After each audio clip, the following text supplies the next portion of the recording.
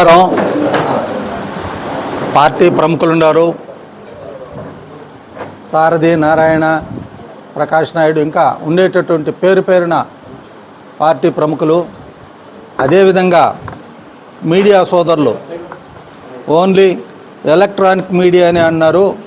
Electronic media, print media అందరికీ హృదయపూర్వకంగా ధన్యవాదాలు తెలియజేస్తూ, మొన్న నేను కోల ఆనంద్ ఇద్దరము సుధీర్ సమక్షంలోనే మాట్లాడించి సారథి విషయాన్ని గురించి మాట్లాడడం జరిగింది. అక్కడ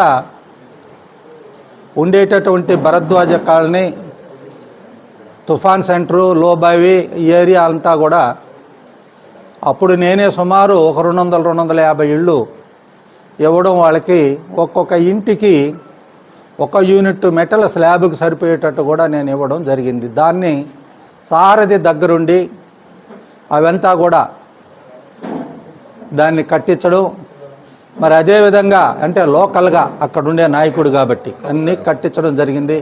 కౌన్సిలర్గా కూడా ఆ రోడ్లు కూడా మా దిలీప్ పోయింటే వేసేటప్పుడు సారథే కౌన్సిలర్గా దగ్గరుండి అవన్నీ కూడా చేయడం జరిగింది.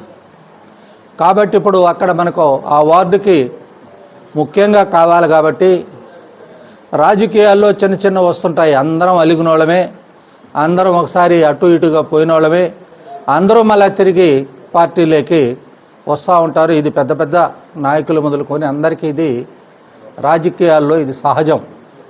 అట్లే మేము కూడా చెప్పడం, సరేలేనా అనడం.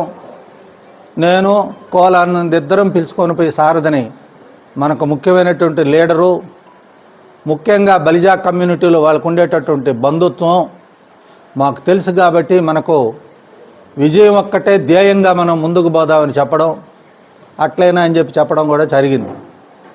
జరిగిన తర్వాత నేను పోయి అందరి సమ్మతితోనే చంద్రబాబు నాయుడు గారు సమక్షంలో సత్యవేడుకు తీసుకొని పోయి ఆయన చేతుల మీదుగా కండవా కప్పించి పార్టీలోకి తీసుకోవడం జరిగింది.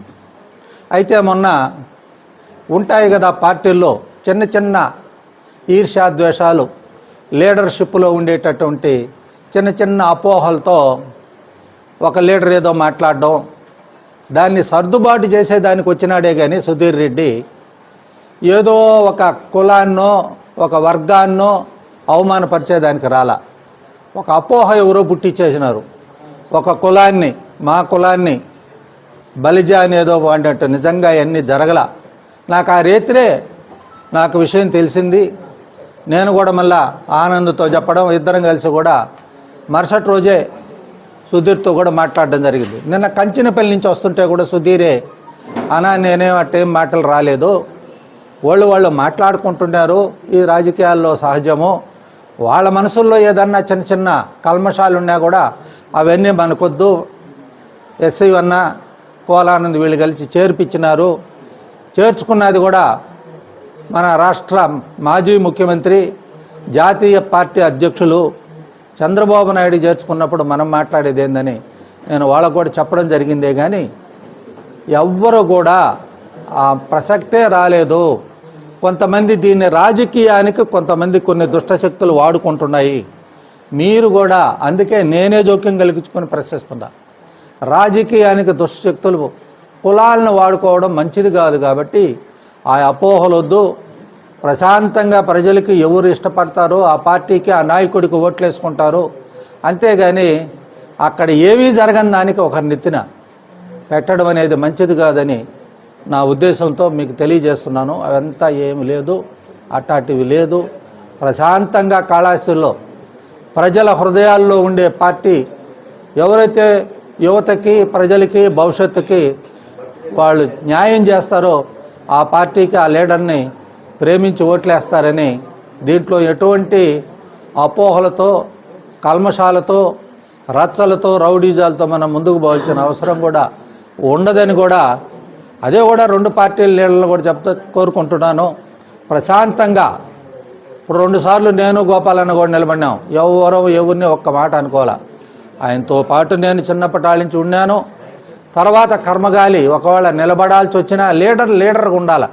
నేనేమి చేస్తాను, నేనేమి నా వల్ల ఈ లోకానికి, ప్రజలకి, ఈ ప్రాంతానికి ఏం చేస్తాను అనేదే దృష్టిలో పెట్టుకోండి. ఇంకొకటి వద్దు మనకు.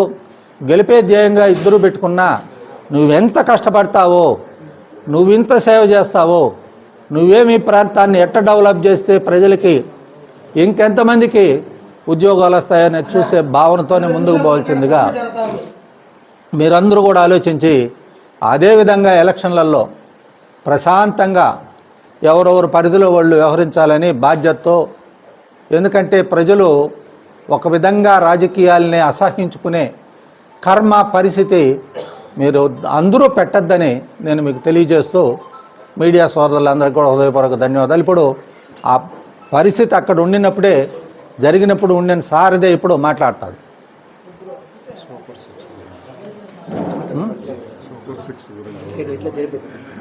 కానీ అదే